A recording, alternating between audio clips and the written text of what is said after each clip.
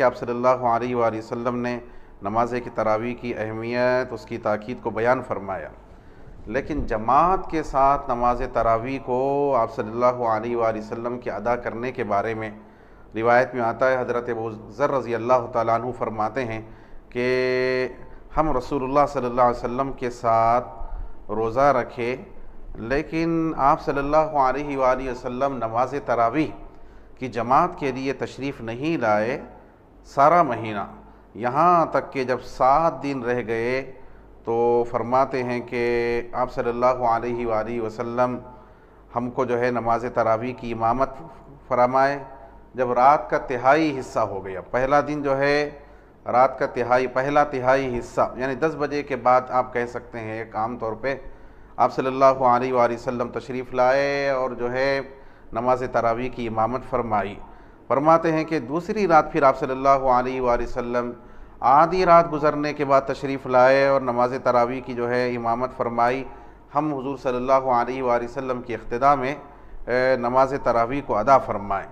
फरमाते हैं कि फिर तीसरी रात आप सल्लल्लाहु अलैहि वसल्लम अपने घर वालों को जमा किए, ख़वातीन को भी सब।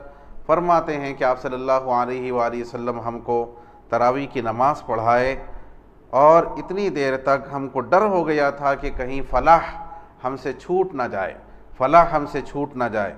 तो रावी कहते हैं कि मैंने पूछा कि ये फ़लाह क्या है, तो कहा कि सहरी खाना, ये फ़लाह मुराद है। यानी डर हो गया था कि कहीं सहरी का टाइम नहीं मिलेगा।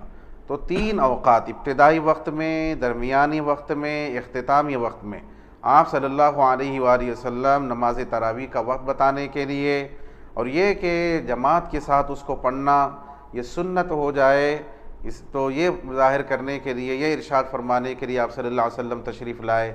लेकिन फरमाते हैं कि चौथे दिन आप सल्लल्लाहु अलैहि वसल्लम तशरीफ़ नहीं लाए, सहाबा किराम इंतज़ार में थे। फरमाया आप सल्लल्लाहु अलैहि वसल्लम ने उसके बाद कि मैं इसलिए नहीं आया कि कहीं तुम्हारे शौक़ और रग़बत की वजह से अल्लाह ताला इस नमाज को फ़र्ज़ ना कर दे तुम पर, तुम्हारा जो शौक़ है, इश्तियाक़ है।